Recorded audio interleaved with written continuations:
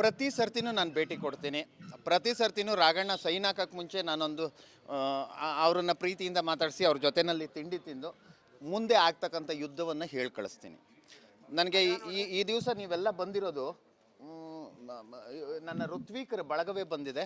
ಅದೊಂದು ಅವ್ರಿಗೆ ಇವತ್ತಿನ ಆಶೀರ್ವಾದ. ಎಲ್ಲ ಸರ್ತಿನೂ ಎಲೆಕ್ಷನ್ ನಡೀತಿತ್ತು, ನೀವು ಹೆಡ್ಲೈನ್ ಕೊಡೋ ಥರ. ಈ ಸರ್ತಿ ನಿಜವಾದ ಹೆಡ್ಲೈನ್ ನೀವು ಕೊಟ್ಟಿದ್ದೀರಾ. ಬೇರೆ ಕ್ಷೇತ್ರಗಳು ನನಗೆ ಬರಲ್ಲ, ಆದರೆ ಶಿವಮೊಗ್ಗ ಕ್ಷೇತ್ರ ಕುರುಕ್ಷೇತ್ರವಾಗಿದೆ. ಕುರುಕ್ಷೇತ್ರ ಅಂತಂದರೆ ನಿಮಗೆಲ್ಲ ಗೊತ್ತು. ಕುರುಕ್ಷೇತ್ರದಲ್ಲಿ ಒಂದು ಭಾಗದಲ್ಲಿ ಪಾಂಡವರು, ಇನ್ನೊಂದು ಭಾಗದಲ್ಲಿ ಕೌರವರು. ಆದರೆ ಕೌರವ್ರ ಜೊತೆ ಇದ್ದವರೆಲ್ಲ ಕೆಟ್ಟವರು ಅಂತ ನಾನು ಹೇಳ್ತಾ ಇಲ್ಲ. ಭೀಷ್ಮ, ದ್ರೋಣ, ಕೃಪ, ಅಶ್ವತ್ಥಾಮ, ಕರ್ಣ ಇವರೆಲ್ಲ ಒಳ್ಳೆಯವರೇ. ಎದುರುಗಡೆ ಇವತ್ತು ಅರ್ಜುನನ ಎದುರುಗಡೆ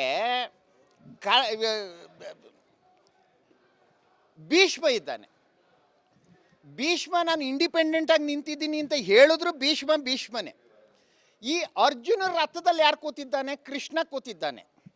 ಈ ಕೃಷ್ಣ ಯಾರು ನಿಮಗೆಲ್ಲ ಗೊತ್ತು. ಭೀಷ್ಮ ಏನು ಮಾಡ್ತಾ ಇದ್ದಾನೆ? ಭೀಷ್ಮ ನಿಜವಾಗ್ಲೂ ಕೃಷ್ಣ ಭಕ್ತ. ಆ ಕೃಷ್ಣನ ಫೋಟೋ ಇಟ್ಕೊಂಡು ಓಡಾಡ್ತಾ ಇದ್ದಾನೆ. ಈ ಕೃಷ್ಣನ ಫೋಟೋ ಇಟ್ಕೊಂಡು ಓಡಾಡೋದ್ರಿಂದ ಕೃಷ್ಣ ಬನ್ನೇ ಇಲ್ಲ. ಎಲ್ಲಿದ್ದಾನೆ ಕೃಷ್ಣ? ಎದುರುಗಡೆ ಅರ್ಜುನನ ರಥದಲ್ಲಿ ಕೂತವನೆ. ಅದರಿಂದ ಮುಂದೆ ನಡೆಯೋ ಕುರುಕ್ಷೇತ್ರದಲ್ಲಿ ಶರಪಂಜರದ ಮೇಲೆ ಭೀಷ್ಮ ಮಲ್ಕೊಂಡ್ಬಿಡ್ತಾನ ಅನ್ನೋಂಥ ಭಯ ನನಗೂ ಇದೆ. ಯಾಕಂದರೆ ಭೀಷ್ಮನ ಮೇಲೆ ನನಗೂ ಪ್ರೀತಿ ಇದೆ. ಶರಪಂಜರದ ಮೇಲೆ ಭೀಷ್ಮ ಮನ್ಕೊಳ್ಬಾರ್ದು ಅನ್ನೋದು ನೋವಿದೆ. ಆದರೆ ಎಲ್ಲರೂ ಹೇಳ್ತಾ ಇದ್ದಾರೆ, ಅಲ್ಲ ಅವ್ರು ಇಂಡಿಪೆಂಡೆಂಟಾಗಿ ನಿಂತಿರೋದು. ಇಂಡಿಪೆಂಡೆಂಟಾಗಿ ನಿಂತ್ಕೊಳ್ಳಿ ಅಥವಾ ಇನ್ನೇನೇ ನಿಂತ್ಕೊಳ್ಳಿ, ಯುದ್ಧಕ್ಕೆ ನಿಂತ ಮೇಲೆ ಯುದ್ಧನೇ.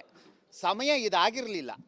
ಈ ಸಮಯದಲ್ಲಿ ಎಲ್ಲ ಶತ್ರುಪಾಳಯ ಇದ್ದಾಗ ನಾನು ಶತ್ರುಪಾಳಯದಲ್ಲಿಲ್ಲದಿದ್ದರೂ ಏಕಾಂಗಿಯಾಗಿ ಯುದ್ಧ ಮಾಡ್ತೇನೆ ಅನ್ನೋಂಥದ್ದು ಇದೆಯಲ್ಲ, ಅದು ಧರ್ಮಶಾಸ್ತ್ರ ಅಲ್ಲ. ಧರ್ಮಶಾಸ್ತ್ರ ಏನು ಹೇಳ್ತದೆ? ಧರ್ಮವಾಗಿ ಯುದ್ಧ ಮಾಡು ಅಂತ ಹೇಳ್ತದೆ. ಧರ್ಮವಾಗಿ ಯುದ್ಧ ಮಾಡಬೇಕಾದ್ರೆ ಏಕಾಂಗಿಯಾಗಿದ್ದಾಗ ನೀನು ಯುದ್ಧ ಮಾಡ್ಬೋದಾಗಿತ್ತು. ಇನ್ನೊಂದು ವಿಷಯ ಗೊತ್ತಾ ನಿಮಗೆ? ಅರ್ಜುನನನ್ನು, ಕೃಷ್ಣನನ್ನು, ಇಡೀ ಮಹಾಭಾರತವನ್ನು ಕುರುಕ್ಷೇತ್ರದಲ್ಲಿ ನೋಡ್ಬೋದು ಅಂತ ಹೇಳ್ತಾ ಇದ್ದೀನಿ. ನಮಸ್ತೆ.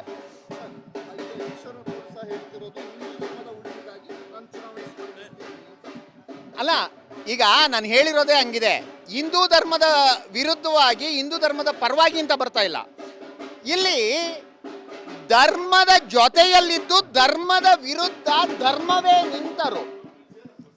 ಧರ್ಮದ ಉಳಿವಿಗಾಗಿ ಧರ್ಮದ ಜೊತೆಯಲ್ಲಿದ್ದವರ ವಿರುದ್ಧವಾಗಿ ನಿಂತರು. ಅದು ಅಧರ್ಮ ಅನ್ನಿಸ್ಕೊಳ್ಳುತ್ತೆ. ಧರ್ಮಶಾಸ್ತ್ರ ಒಪ್ಪಲ್ಲ. ಅದರಿಂದ ನಾನು ಹೇಳ್ತಾ ಇರೋದು, ಇಡೀ ಧರ್ಮಶಾಸ್ತ್ರದಲ್ಲಿ ಯಾರಿಗೆ ಜಯವಾಯಿತು? ಅರ್ಜುನನಿಗೆ ಜಯವಾಯಿತು. ಇಲ್ಲಿ ನಾನು ಹೇಳಿರೋದ್ರಲ್ಲಿ ಅರ್ಜುನ ಯಾರು, ಕೃಷ್ಣ ಯಾರು, ಭೀಷ್ಮ ಯಾರು, ಇದು ಎಲ್ಲವೂ ಗೊತ್ತಾಗೋಗಿದೆ. ಅದರಿಂದ ಜನಕ್ಕೆ ಗೊತ್ತಿದೆ. ಮುಂದೆ ನನಗೆ ಸಮಯ ಬಂದಾಗ ರಾಘಣ್ಣನ ಸಭೆಯಲ್ಲಿ ನಾನು ಅದನ್ನು ಪೂರ್ಣವಾಗಿ ವರ್ಣನೆ ಮಾಡಿಕೊಡ್ತೀನಿ ಅಂತ ಹೇಳ್ತಾ ಇದ್ದೀನಿ.